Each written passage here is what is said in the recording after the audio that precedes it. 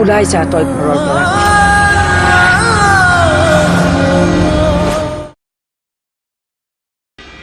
মই কি কৈছিলো তোমাক? ইহঁতৰ মাকৰ দৰে চালাক মাক এই পৃথিৱী দ্বিতীয় এগৰাকী নোলাব। এতিয়া দেখিলা পুতেকক কেনেকে পলুৱাই পঠিয়ালে। তেওঁলোকৰ মাকেতো তাক ঘৰৰ পৰা উলিয়াই দিছে। আৰে সেইটোৱেতো তেওঁলোকৰ চাল, সি যাতে পলোৱা ৰাস্তা বিচাৰি পায়। মই যি ভাবিছিলো সেইটোৱে হ'ল।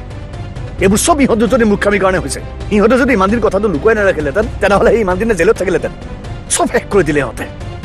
আৰে এইবোৰৰ বাবে তই আমাক আকৌ কিয় দুখ দিছ দাদা? একদম চব, এটা কথা নকবি তই। ইমান দিনে বহুত বকিলি আৰু বকিবলৈ দিয়া নহ'ব তোক। তুমি ইমান টানকৈ তাই। চুপ চুপ, এটা কথা নকবা, নহ'লে পৰিণাম কিন্তু বেয়া হ'ব। মই আৰু এনেকৈ চাই থাকিব নোৱাৰো। পুলিচৰ মাতি আনি দুইটাকে কটাই দিম। মাক পুতেকক দুইটাকে যেতিয়া টানি চুচুৱাই উলিয়াই লৈ যাব নহয়, তেতিয়া চাম সিহঁতৰ অহংকাৰ ক'ত থাকে। মই থানালৈ যাওঁ। আৰে তোকো কৈ থলো, আৰু যদি কিবা গণ্ডগোল কৰ নহয়, পৰিণাম কিমান বেয়া হ'ব তই কিন্তু কল্পনা কৰিব নোৱাৰিবি। যত চাম।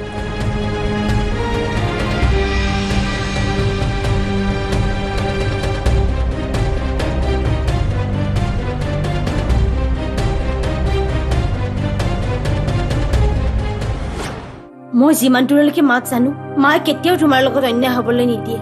তুমি চিন্তা নকৰিবা, মাৰ দৃষ্টিত যি সত্য আৰু শুদ্ধ মায়ে সেয়াই কৰিব। মই জানো বৌ, সেইবাবেইতো ভয় হৈছে। মাৰ স্বাস্থ্যটোৰ কথাটোতো আমি সকলোৱে জানো। এনে এটা সময়ত মায়ে নিজকে কেনেকৈ চম্ভালিব পাৰিছে সেইটো কেৱল মায়ে উপলব্ধি কৰিছে। মাৰ কষ্ট হৈছে, কিন্তু মায়ে সংস্কাৰখিনিৰ পৰা কেতিয়াও আঁতৰি নাহে। অপৰাধী যোনে নহওক, মাৰ দৃষ্টিত সকলো সংস্কাৰ কৰিলেও আইনৰ মতে যি শাস্তি পাব লাগে সেয়াই পাব। মই তোমাক কথা দিলো, বেয়া নোপোৱা যদি তোমাক কথা এটা সুধো অনন্যা। সোধা বৌ। ৰক্তিমৰ বাৰু ফাঁচি হব নেকি?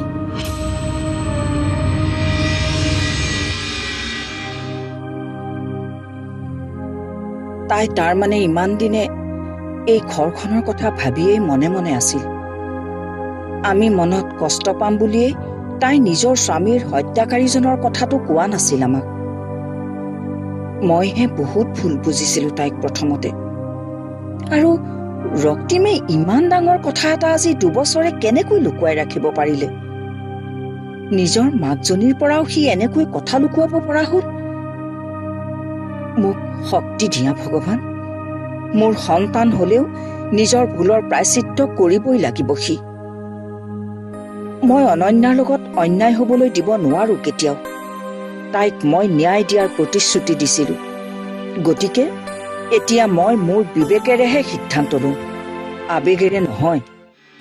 তই সিহঁতৰ চাল বুজি নাপাৱ ভণ্টি। এই ঘটনাটোৰ পিছত নাকে তোক আৰু কি কৰে একো ঠিক নাই। মোৰ কিবা এটা সন্দেহ হৈছে। তই তাত থাকিব নালাগে, ইয়ালৈকে গুচি আহ। তই এইবোৰ কি কৈছ দাদা? মই যি কৈছো তাকে কৰ। তই আৰু তাত 1 মিনিট থাকিব নালাগে, চিধাই ঘৰলৈ গুচি আহ। তই তেনেকৈ মাতিলে মই যাবলৈ নোৱাৰিম দাদা।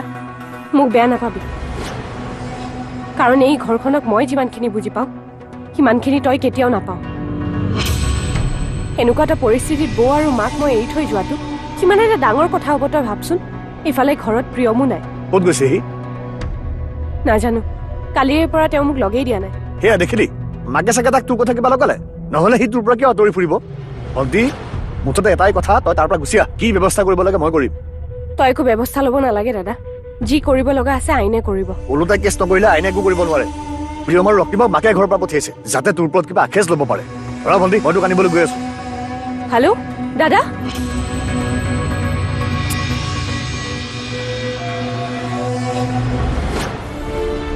কি হ'ল? কাটি দিছে ফোনটো। সি আজি কেনেবাকৈ অঘটন নঘটালেই হৈছে। ৰক্তিমক যদি তেওঁ মাৰপিট কৰে তেতিয়া কি হ'ব? মোৰ কিন্তু বৰ ভয় লাগিছে। সি যদি সঁচাই তেনেকুৱা এটা কাম কৰে, প্ৰিয়ম কিন্তু আগত আমি কম লাজ পাম নে? সি কিয় বুজি নাপায় কথাবোৰ? তেতিয়া সি মোক কিমান বেয়াকৈ কৈছে তুমি নিজে দেখিলা নহয়। আৰু যদি পুলিচ লৈ বাৰ ঘৰলৈ গৈ ওলাই, কম ডাঙৰ কথা হ'বনে? গোটেই জীৱন বা সেইখন ঘৰতে থাকিব লাগিব। মাকহঁতে যদি তাইক বেয়া পোৱা নাছিলেও দাদাই তেনেকুৱা কিবা এটা কাম কৰাৰ পাছত ডেফিনেটলি বেয়া পাব আৰু ভাবিব তাই ফোন কৰি দাদাক এইবোৰ কথা লগাইছে বুলি। অনন্যালৈ ফোন এটা লগোৱা আৰু কথাখিনি ভালদৰে বুজাই দিয়া। সমৰক তাই যাতে বাধা দিব পাৰে।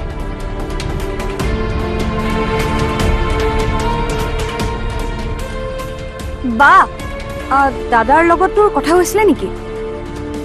কি? ঠিক আছে বাৰু। কি হ'ল? সি বোলে তাইক ঘৰলৈ আনিব।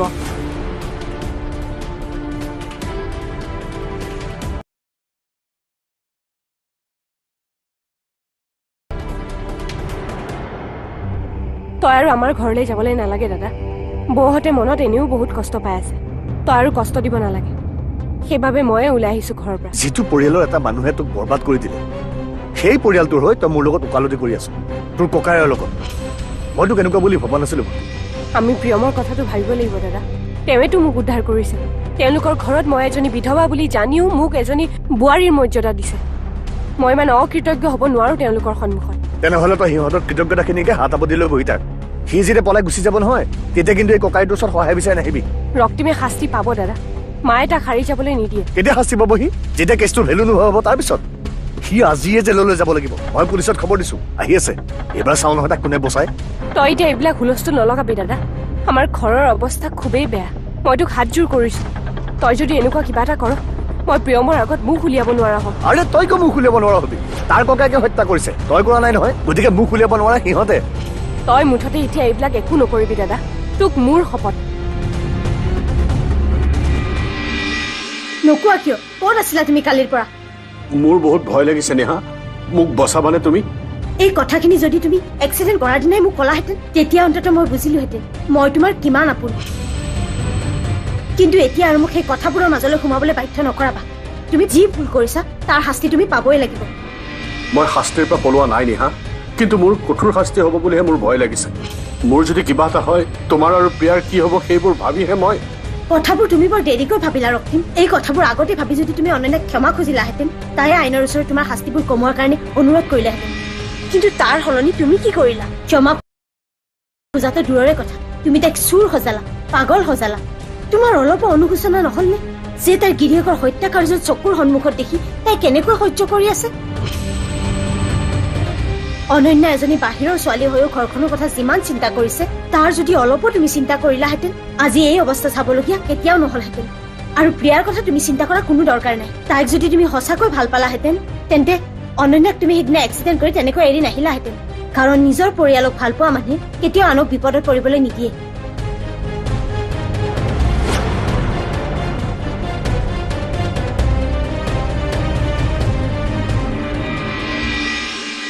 তই এতিয়াই থানালৈ ফোন কৰ আৰু মানা কৰি দে তেওঁলোকক আহিবলৈ। তই মোক কি বুজাব বিচাৰি আছ মই একো ধৰিব পৰা নাই। আজি যিটো হত্যাকাৰী বিচাৰি তই 2টা বছৰে হাবাথুৰি খালি, সি তোৰ চকু সন্মুখত ধৰা দিয়াৰ পাছতো কিহৰ কাৰণে পিছাব খুজিছ তই? মই পিছুৱাব খোজা নাই দাদা, কিন্তু বৰ্তমান মই এতিয়া একো কাম কৰিব নোৱাৰো যিটোৱে আমাৰ ঘৰলৈ অশান্তি চপাই আনে। মায়ে তাক ঘৰৰ পৰা ওলাই দিছে যদিও বেলেগ একো ভাবি কোৱা নাছিল। মায়ে মনত কষ্ট পাইছে আৰু তাৰ কথাবোৰৰ কাৰণে মোৰ সন্মুখত লাজ পাইছে। আজি বৈও মোক কথা দিছে যে ৰক্তিমে শাস্তি পায়হে এৰিব। মই সেইবোৰ বিশ্বাস নকৰো। তই মোক এটা কথা কচোন, প্ৰিয়ম ইমান দিনে নিশ্চুপ কিয় হৈ আছে? সি যদি তোক ইমানেই ভাল পায়, তেনেহ'লে ইমান দিনে ককায়েকক নি থানাত হাজিৰ কৰাব লাগিছিল। আচলতে নিজৰ ককায়েকটোক জেললৈ যোৱাটো কোনেও চাব নিবিচাৰে। গতিকে আমিয়ে কিবা এটা ষ্টেপ ল'ব লাগিব। তাৰমানে তই নিজৰ ভনীজনীৰ কথা এবাৰো নাভাব। তই নিজে ভাবচোন, তই পুলিচ আনি তাক লৈ যোৱাৰ পাছত মা আৰু বৌয়ে মোৰ কথা কি ভাবিব? গোটেই জীৱনটো সেই ঘৰখনত মই জীয়াই থাকিব লাগিব। তই এনেকুৱা এটা কাম কৰাৰ পিছত প্ৰিয়ম আৰু মোৰ সংসাৰখনৰ কি হ'ব? একেবাৰে ভাগি ছিগি থানবান হ'ব। আজীৱন মই কাৰোৰে আগত মুখ উলিয়াব নোৱাৰিম। ভাগ্যৰ বলত মই প্ৰিয়মৰ নিচিনা মানুহ এজন পাইছো। মই আৰু অমৰৰ দৰে তাক হেৰুৱাব নোৱাৰো দাদা। অন্ততঃ মোৰ কথা ভাবি তই তেনেকুৱা নকৰিবি। মই এইখিনি তোৰ কাৰণে কৰিব বিচাৰিছিলো, কিন্তু তই মানা কৰিছ যেতিয়া মইতো সংসাৰখন ভাঙিবলৈ নাযাওঁ। কিন্তু ইমান দিনে তোৰ কাৰণে চিন্তা কৰি অহা ককাইটোৰ কাৰণে তই এবাৰ হলেও ভাবি চাব লাগিছিল।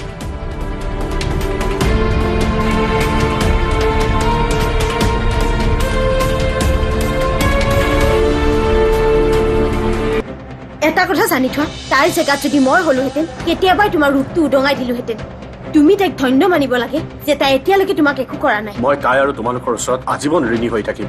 মোক মাত্ৰ মোৰ পাপৰ প্ৰায়শ্চিত্ত কৰাৰ এটা সুযোগ দিয়া। সুযোগ দিয়াৰতো প্ৰশ্নই নুঠে। নিশা 7:30 বজাত আৰু স্থিতিৰ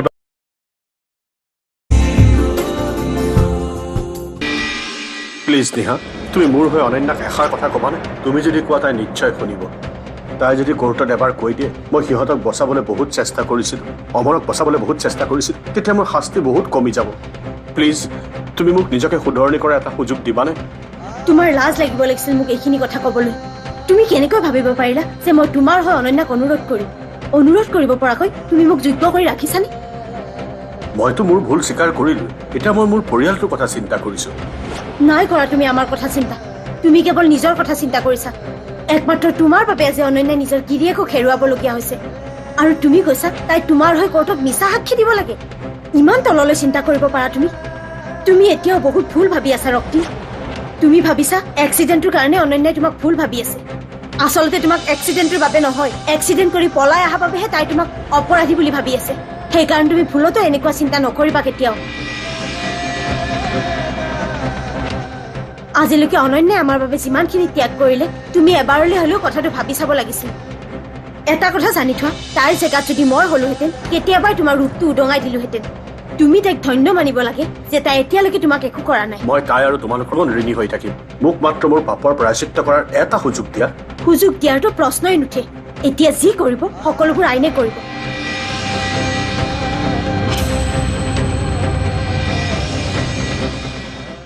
প্ৰিয়মে আকৌ ফোনটো কিয় ৰিচিভ কৰা নাই? সমৰে তাত গৈ একো অঘটন ঘটোৱা নাইতো? কি কৰিম কি নকৰিম একো ভাবি পোৱা নাই বৌ। তুমি নহলে নিহাৰলৈ ফোন এটা কৰি চোৱাচোন। কৰিছিলো, কিন্তু সিও একো গম নাপায়। তথাপিও সি ভিন্দৰ ঘৰত গৈ এবাৰ খবৰ ল'ব বুলি কৈছে। নিহাৰে প্ৰিয়মৰ কথা কিবা গম পায় নেকি? একো গম নাপায়। ভিন্দই বোলে ফোন ৰিচিভে কৰা নাই। প্ৰিয়ম এবাৰলৈ ঘৰলৈ অহা নাই যে? কালিৰে পৰা বায়ে ভিন্দক দেখাই পোৱা নাই। আমিয়ে নহলে কিবা এটা কৰো, নহলে বাৰ বহুত ডাঙৰ বিপদ এটা হ'ব। আমিনো কি কৰিম প্ৰীতি? এতিয়ালৈকে দাদাৰো একো খবৰে নাই। বৌ আমি বাৰ ঘৰত যাবই লাগিব। আমি গলে অন্তত অলপ হলেও পৰিস্থিতিবোৰ চম্ভালিব পাৰিম। দাদাৰ কাৰণে যদি বা আৰু ভিন্দৰ সংসাৰখন ভাঙি যায়, বায়ে কেতিয়াও নিজক ক্ষমা কৰিব নোৱাৰিব। সেইটো ভাবিয়ে মোৰ বৰ ভয় লাগিছে। বেচেৰীয়ে অকনমান সুখৰ মুখ দেখিছিলেহে, এতিয়া আকৌ এইবোৰ। বৌ আমি আৰু দেৰি নকৰো, ব'লা যাওঁ। সমৰক এবাৰ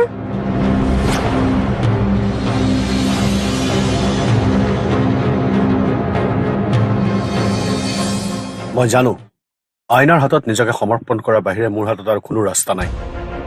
মই পৰিস্থিতিৰ পৰা পলাব খোজা নাই নিহা। মাত্ৰ তোমাক এটাই অনুৰোধ, তুমি মোক ক্ষমা কৰি দিয়া, নহলে মই গোটেই জীৱনটো নিজকে ক্ষমা কৰিব নোৱাৰিম। মই তোমাক ক্ষমা কৰাটো ডাঙৰ কথা নহয়, কিন্তু ঘৰৰ আন মানুহবোৰে তোমাক ক্ষমা কৰে নে নাই সেইটোহে ডাঙৰ কথা। মা ভাইটি তোমালোকৰ মনত মই বহুত কষ্ট দিছো।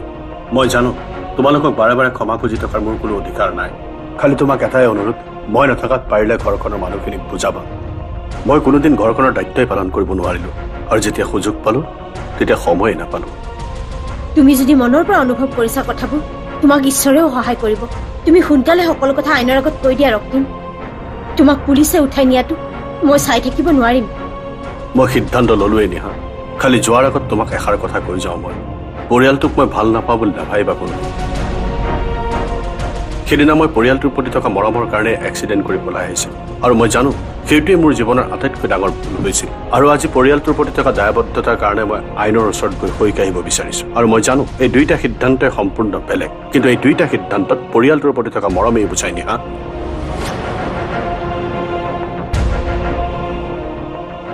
মোৰ শাস্তি যিয়ে নহওক তাত মোৰ কোনো আক্ষেপ নাই, কিন্তু মই তোমাৰ ওচৰত কোনোদিন দুখী হৈ থাকিব নোৱাৰো।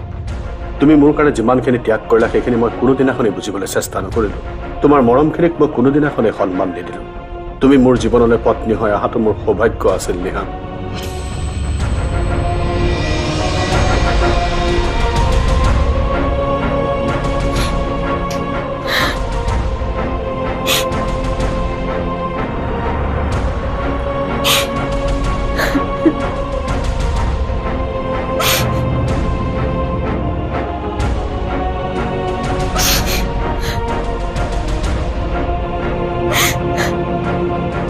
কি কলি? অভিনয় মই কৰি আছো? অভিনয় তই কৰি আছ নে মই কৰি আছো? তই যে সম্পত্তিৰ কাৰণে ইমানখিনি নাটক কৰি আছ, মই কি বুজি পোৱা নাই বুলি ভাবিছো? এই এটা কথা কৈ থ, শুন, দেউতাৰ সম্পত্তিৰ এটা ফুটা কৰিও মই তোক নিদিওঁ।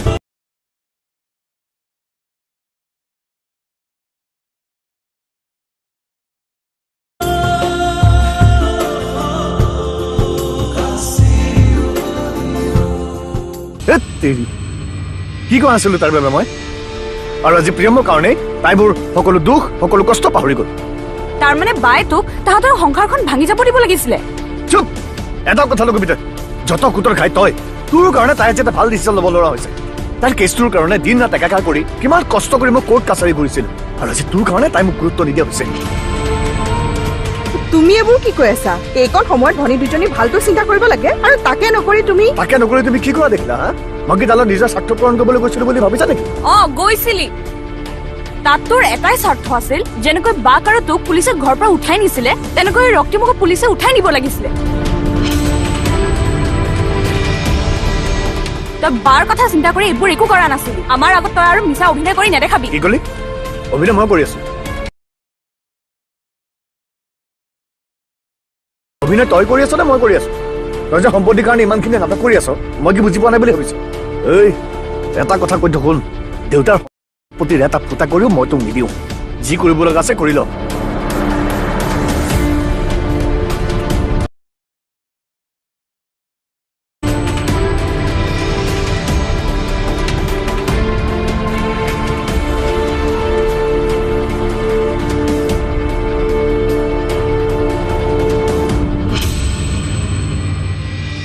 মা, তুমি বেছি চিন্তা কৰি নাথাকিবা, সকলো ঠিক হৈ যাব। মই আইনৰ ওচৰত আজিয়ে সকলোখিনি স্বীকাৰ কৰিম। মই আইনৰ ওচৰত দোষী হৈ থাকিব পাৰিলেও তোমালোকৰ ওচৰত দোষী হৈ থাকিব নোৱাৰো। মা, ডাঙৰ ল'ৰা হিচাপে মই তোৰ পৰা বহুত আশা কৰিছিলো ৰক্তিম। উদাহৰণ দিছিলো ভাইৰৰ আগত, ভালৰ ভালটো সাঁচি ৰাখিছিলো তহঁতলৈ। তহঁতৰ কথা চিন্তা নকৰি কোনো দিন মই নিজৰ কথা ভবা নাছিলো। ভালৰ ভাল কথাটো তোকেই প্ৰথমতে বুজাইছিলো, যাতে তই ভাইৰৰ আদৰ্শ হ'ব পাৰ। কিন্তু আজি মই ভাল হ'ম। মা, মই ভাল হ'ম। তুমি মোক মাত্ৰ এটা সুযোগ দিয়া। মা, মই আইনৰ ওচৰত সকলো দুখ স্বীকাৰ কৰিম। তুমি মোক খালি বেয়া পাই নাথাকিবা। মোৰ ভুলৰ কাৰণে তুমি নিজৰ সংস্কাৰখিনিক কেতিয়াও জগৰীয়া নকৰিবা। এইবোৰ মই কেতিয়াও তোমাৰ পৰা শিকা নাছিলো। মোৰ অপৰাধৰ কাৰণে তুমি নিজকে জগৰীয়া নকৰিবা। মা, না মই এজন ভাল পুত্ৰ।